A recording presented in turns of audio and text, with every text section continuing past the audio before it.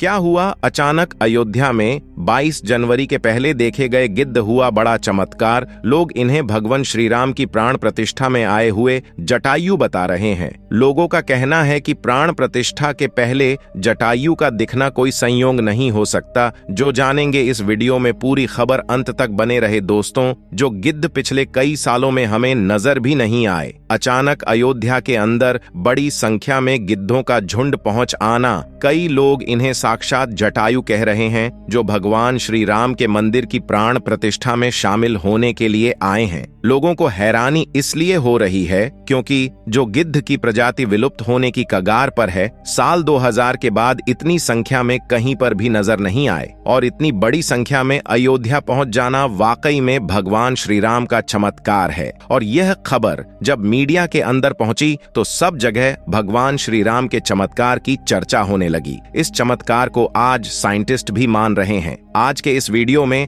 भगवान श्री राम के मंदिर बनने के वक्त हुए वह चमत्कार बताएंगे जिसे सुनकर आप भी चौंक जाएंगे। आखिर क्यों नेपाल से 2 जो विशाल शिलाएं लाई गई थीं, जिससे भगवान श्री राम की मूर्ति बनाई जानी थी, लेकिन उनसे मूर्ति न बनाकर दूसरे पत्थरों को लाया गया? वीडियो शुरू करें उससे पहले कमेंट में जय श्री राम जरूर लिख दें। चलिए शुरू करते हैं आज का वीडियो। दोस्तों, जिस मौके का पूरी दुनिया इंतजार कर रही थी, अब वह घड़ी आ गई है। अयोध्या में प्रभु श्री राम मंदिर बनकर तैयार हो चुका है। 22 जनवरी को राम लल्ला की प्राण प्रतिष्ठा की जाएगी, लेकिन उससे पहले ही चमत्कार के ऊपर चमत्कार देखने को मिल रहे हैं। सबसे पहला चमत्कार तब हो गया जब लोगों को अचानक जटायु के वंशज गिद्ध आसमान में उड़ते दिखाई दिए। यहाँ तक कि भगवान श्री राम के भक्त इन्हें राम मंदिर की प्राण प्रतिष्ठा में आए मेहमान मान रहे हैं, क्योंकि पिछले कुछ सालों में यह प्रजाति विलुप्त सी हो गई थी। लेकिन राम मंदिर की प्राण प्रतिष्ठा नजदीक आते ही अयोध्या के आसपास बड़ी संख्या में गिद्ध आ पहुंचे हैं। लोग इस करिश्मा को देखकर पूजा भी कर रहे हैं, क्योंकि गिद्ध ऐसा प्राणी है जो भारत से विलुप्त हो चुका है। ऐसे में प्रभु श्री राम की प्राण प्रतिष्ठा से पहले ही वह कैसे दिखे, इसे लोग भगवान का चमत्कार मानकर पूजा कर रहे हैं। अब दोस्तों, ये इतनी बड़ी बात कोई सहयोग तो नहीं हो सकती है। दोस्तों, कुछ बुद्धिजीवी लोग रामायण के होने पर ही सवाल उठाते हैं। उन लोगों का मानना है कि रामायण असल में एक कहानी थी। मगर दोस्तों, आज भी रामायण से जुड़े हुए कई सारे ऐसे सबूत मौजूद हैं जो हर किसी को मानने के लिए मजबूर कर रहे हैं। भगवान राम ने जो पुल बनाया था लंका जाने के लिए, वह आज भी मौजूद है। उसे वैज्ञानिकों ने भी माना है। वैज्ञानिकों ने उसे देखकर कह दिया कि यह कोई प्राकृतिक नहीं है, बल्कि यह इंसानों द्वारा बनाया गया पुल है। और जिस जगह पर वह पुल बनाया गया था, वह आज भी उसी जगह पर मौजूद है। उस समय भगवान श्री राम ने अपने चमत्कार से पत्थर को पानी के अंदर तैरा दिया था और उन तैरते हुए पत्थरों पर कदम रखकर वानर सेना लंका में गई थी। दूसरा सबसे बड़ा सबूत रावण खुद की लंका है। रावण की लंका आज भी मौजूद है और यह चमत्कार भी बहुत बड़ा सबूत है। जटायु गिद्ध प्रजाति से ताल्लुक रखते थे, वहीं जटायु भगवान श्री राम के परम भक्त थे। दोस्तों, जटायु और भगवान श्री राम के बारे में रामायण में भी कई बार हमें जिक्र मिलता है। त्रेता युग में जब भगवान श्री राम को अपने पिता द्वारा वनवास का आदेश मिला था, तब पंचवटी में भगवान श्री राम की पक्षीराज जटायु से मुलाकात हुई थी। पक्षीराज जटायु माता सीता को अपनी पुत्री के समान मानते थे। दरअसल जब रावण माता सीता को हरण करके ले जा रहा था, तब जटायु ने ही लंकापति रावण को सीता माता की रक्षा के लिए युद्ध किया था। वही जटायु जिन्होंने अपने पंखों से रावण को बहुत चोट पहुंचाई थी। रावण के शरीर को जटायु ने लहूलुहान कर दिया था। इस संघर्ष में जटायु ने अपने प्राणों की आहुति दी थी। छत्तीसगढ़ के दंडकारण्य में गिद्धराज जटायु का मंदिर है। यह वह स्थान है जब सीता का अपहरण कर रावण पुष्पक विमान से लंका जा रहा था, तो सबसे पहले जटायु ने ही रावण को रोका था। राम की राह में जटायु पहले शहीद थे। रामकथा में प्रसंग आता है जब जटायु के भाई संपाति ने कहा कि मेरे पंख कमजोर हैं, मगर आंख दूर की चीजें देख सकती है,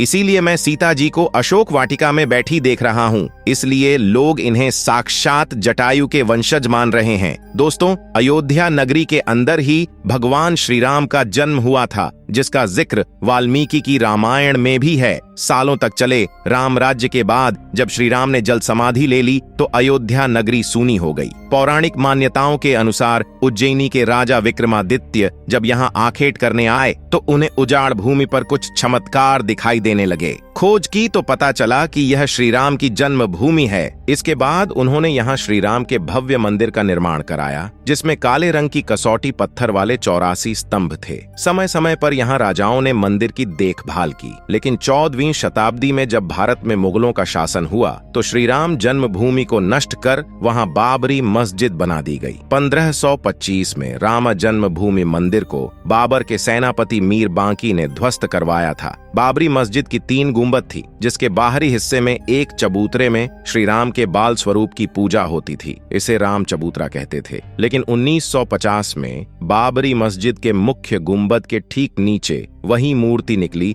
जो सदियों से राम चबूतरे पर विराजमान थी। बाबरी मस्जिद और राम जन्मभूमि मंदिर पर सालों चले विवाद के बाद आखिरकार श्री राम की अपनी जन्मस्थली पर प्राण प्रतिष्ठा हो रही है। अब एक सवाल यह है कि आखिर अयोध्या में भगवान श्री राम की मूर्ति बनाने के लिए नेपाल से 2 विशाल पत्थरों को लाया गया था। इन पत्थरों को लाने के बाद आखिर क्यों उन पत्थरों से मूर्ति नहीं बनाई गई? ऐसी क्या वजह थी कि नेपाल के उन 2 पत्थरों की जगह दूसरे पत्थरों का इस्तेमाल किया गया? दरअसल राम मंदिर के निर्माण का काम पूरा होने के बाद फरवरी में नेपाल के कालीगंड की तट से 2 शिलाएं अयोध्या लाई गई थीं। इन 2 शिलाओं का वजन 14 टन और 27 टन था। शुरुआत में इन शिलाओं से राम मूर्ति बनाए जाने की बात सामने आई, लेकिन बाद में पता चला कि इन शिलाओं को राम मूर्ति बनाने के लिए उचित नहीं पाया गया। भारतीय मीडिया में छपी कुछ खबरों के मुताबिक इन पत्थरों से मूर्ति नहीं बनाए जाने की एक वजह राम मंदिर से जुड़े संतों की ओर से जताई गई आपत्ति थी। खबरों के मुताबिक कुछ संतों का मानना था कि इन पत्थरों को मूर्ति निर्माण में इस्तेमाल नहीं कर सकते, क्योंकि कालिंदी की चट्टानों को तोड़ा नहीं जाना चाहिए, क्योंकि वे शालिग्राम के बराबर हैं। हालांकि अयोध्या पहुंचे नेपाली प्रतिनिधियों के मुताबिक इन शिलाओं की तकनीकी जांच के बाद मूर्तिकारों ने कहा कि ऐसी शिला से मूर्ति तराशना संभव नहीं है। इसके बाद दूसरे पत्थरों से मूर्तियां बनाई गई। नेपाली प्रतिनिधियों के मुताबिक 27 टन वजनी शिला पर मूर्ति तराशने की कोशिश की गई थी, क्योंकि 74 टन वजनी शिला को शालिग्राम माना गया। लेकिन 27 टन वाली शिला भी उपयुक्त न पाए जाने के बाद दोनों शिलाओं को राम मंदिर निर्माण स्थल के पास रखा गया है। भारतीय मीडिया के मुताबिक राम मंदिर के गर्भगृह में रखने के लिए देश की अलग अलग जगहों से लाए गए पत्थरों से 3 मूर्तियां बनाई गई हैं। इनमें से सबसे अच्छी मूर्ति का चयन कर उसे गर्भगृह में स्थापित किया जाएगा। दोस्तों,